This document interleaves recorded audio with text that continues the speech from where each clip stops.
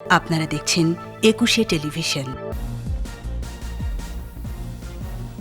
Corona ভাঙছে সংক্রমণের record.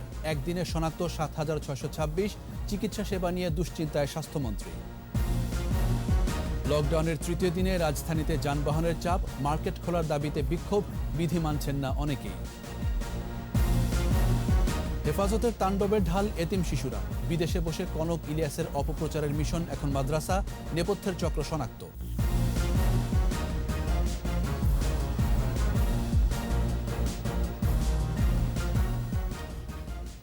শুনছিলেন ফার্স্ট সিকিউরিটি ইসলামী ব্যাংক লিমিটেড সংবাদ শিরোনাম।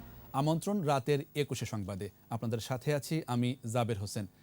দর্শক, ২১ টেলিভিশনের সংবাদ একই সাথে সরাসরি দেখতে পাবেন আমাদের ফেসবুক পেজ www.facebook.com/2124 অনলাইনে।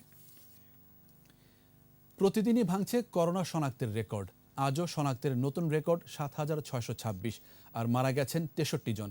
দৈনিক সংক্রমণ হার বেড়ে ২২.02%। এদিকে সংক্রমণ যে হারে বাড়ছে তাতে ভীষণ চিন্তিত স্বাস্থ্যমন্ত্রী জাহিদ মালেক। এক অনুষ্ঠানে তিনি বলেছেন, হাসপাতালগুলোতে রোগীর চাপ বাড়ছে বলে রোগীরা যথাযথ সেবা পাচ্ছেন না। বিস্তারিত জানাচ্ছেন স্মৃতি মণ্ডল। ভয়াবহ রূপ নিচ্ছে করোনা সংক্রমণ। সারা দেশেই সংক্রমণ ছড়িয়ে পড়ার পাশাপাশি মৃত্যুর সংখ্যা বাড়ছে। স্বাস্থ্য অধিদপ্তরের তথ্য বলছে, ২৩৭টি ল্যাবে সর্বোচ্চ ৩৪,৬৩০টি নমুনা পরীক্ষায় শনাক্ত ৭,৬২৬। এই সংখ্যাটি এ যাবৎকালের সর্বোচ্চ। গত বছরের ৮ মার্চ থেকে শুরু করে এ পর্যন্ত মোট শনাক্তের সংখ্যা ৬,৫৯,২৭৮।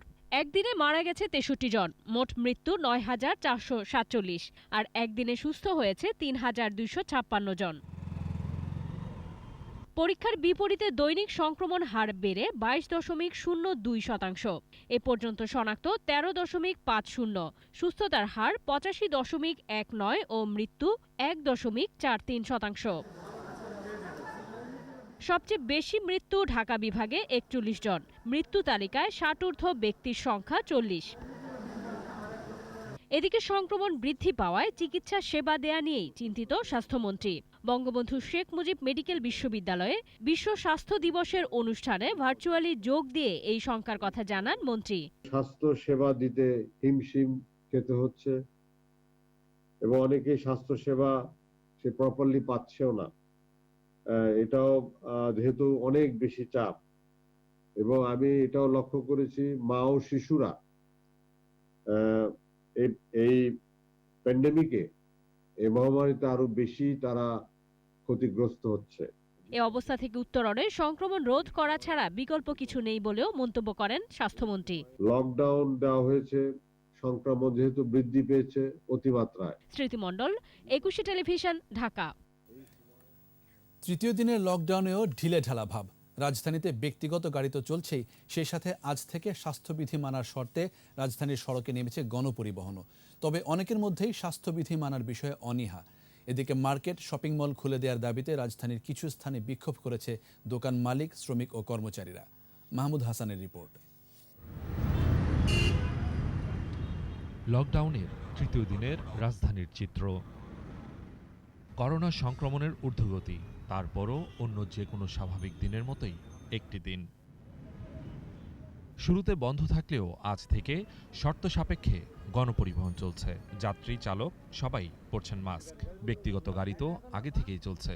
অনেক স্থানেই ছিল এরকম যানজট।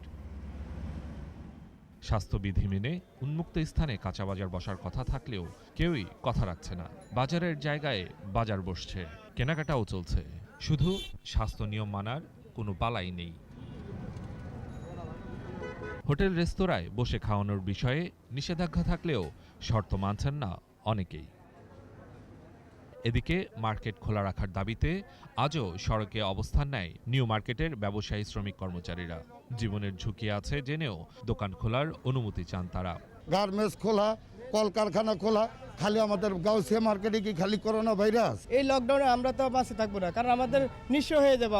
আমরা ব্যাংকেতে লোন তুলছি, এই লোন আমরা দিতে পারবো না, আমরা কর্মচারী বেতন দিতে পারবো না।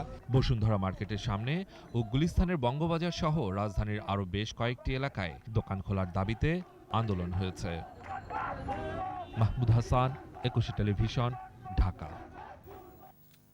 তৃতীয় দিনেও সারা দেশে লকডাউন চলছে ঢিলেঢালাভাবে।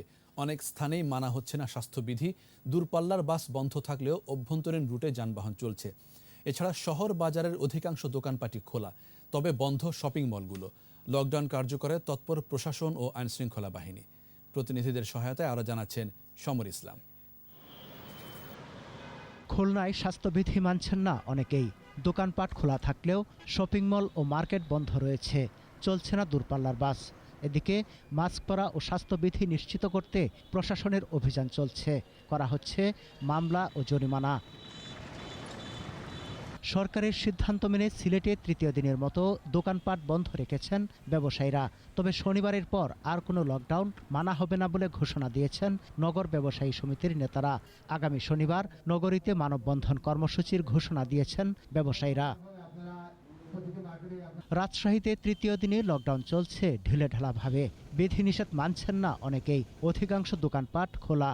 তবে মোড়ে মোড়ে তৎপর রয়েছে জেলা প্রশাসন সহ আইনশৃঙ্খলা রক্ষাকারী বাহিনী। লকডাউনে রংপুরে easy bike, rickshaw, microbus, private car ও মোটরসাইকেল চলছে স্বাভাবিকভাবে। মাস্ক পরা বা সামাজিক দূরত্বের তোয়াক্কা করছে না মানুষ। বরিশালেও ঢিলেঢালা লকডাউন চলছে। সকালে বিশেষ গাড়িতে করে পৌঁছেছে করোনা টিকার দ্বিতীয় ডোজের চালান। রাখা হয়েছে সিভিল সার্জন অফিসের ভ্যাকসিন সংরক্ষণাগারে। কুষ্টিয়ায় কাঁচা বাজারগুলোতে সামাজিক দূরত্ব মানছেন না কেউ। দিনাজপুরে করোনার সংক্রমণ বাড়লেও সাধারণ মানুষের মধ্যে কোনো প্রতিক্রিয়া নেই। এছাড়া গাজীপুর, গাইবান্ধা, চুয়াডাঙ্গা, খাগড়াছড়ি, রাজবাড়ী, পটুয়াখালী ও পঞ্চগড় সহ দেশের বিভিন্ন স্থানে তৃতীয় দিনের লকডাউন চলে ঢিলেঢালাভাবে। সমর ইসলাম, 21 টেলিভিশন। সম্প্রতি বেশ কিছু জেলায় তাণ্ডব চালানোর সময় মাদ্রাসার শিশুদের ঢাল হিসেবে ব্যবহার করল হেফাজত জামাত। গবেষকরা বলছেন, শিশুদের নানাভাবে ব্যবহার করে তাদের শিক্ষকরা, আবার বিকৃত লালসারও শিকার হয় শিশুরা। বিষয়গুলো যখন সামনে আসছে তখন বিদেশে বসে হেফাজতের হয়ে অপপ্রচার চালাচ্ছে একটি চক্র। আর পুরো বিষয়টি সমন্বয় করছেন ছাত্রদল শিবিরের রাজনীতি করা দুই সাংবাদিক কনক সারওয়ার ও ইলিয়াস হোসেন। এই দুজনের নেপথ্য চক্রটি এরই মধ্যে শনাক্ত হয়েছে।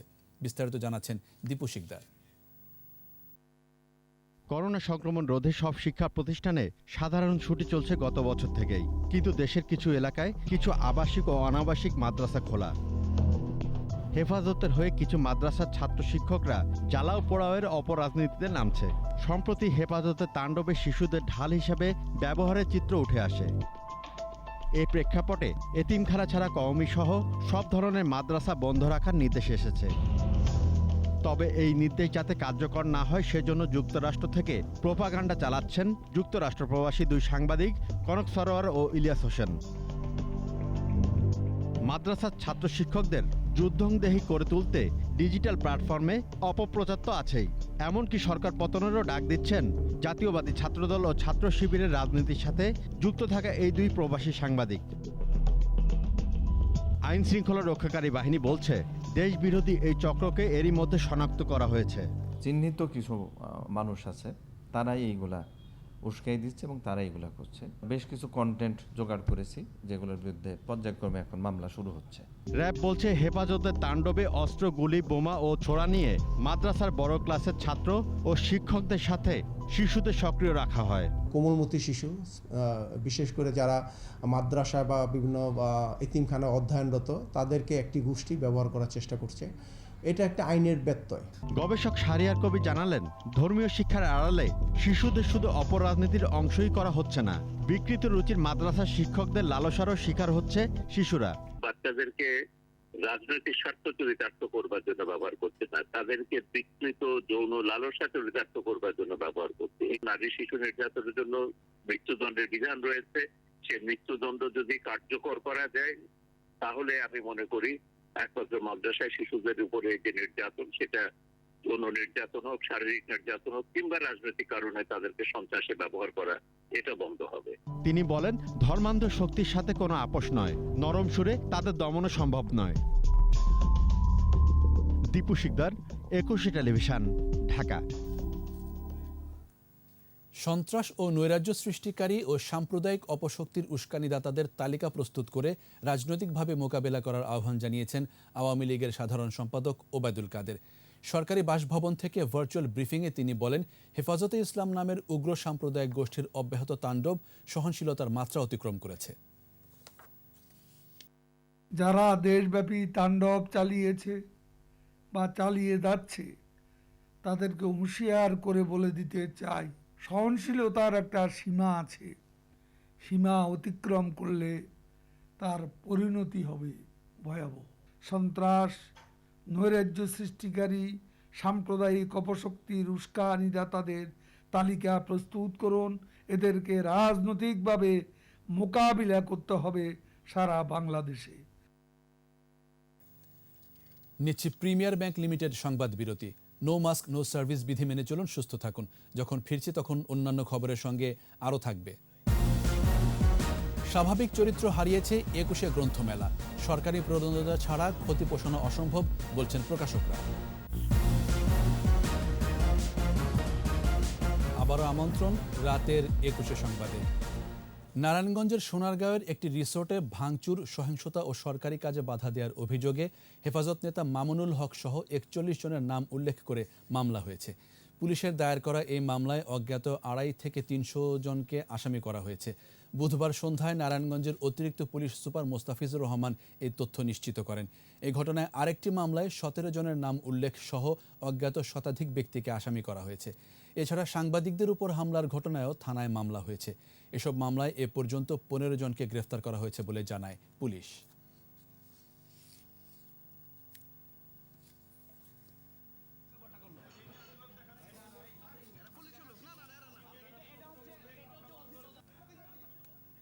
ন্যায় বিচার ও গণতন্ত্র প্রতিষ্ঠায় বঙ্গবন্ধু ছিলেন মূর্ত প্রতীক।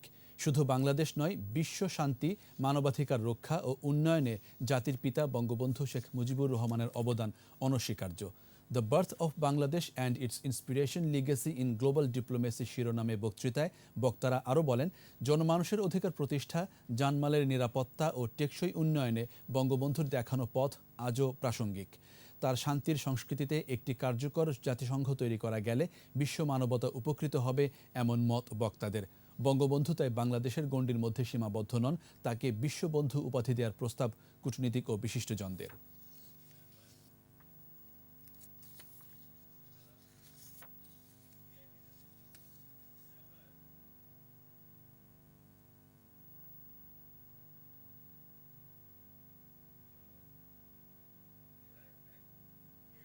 এবারের আয়োজন বিএসবি গ্লোবাল নেটওয়ার্ক বই মেলা প্রতিদিন।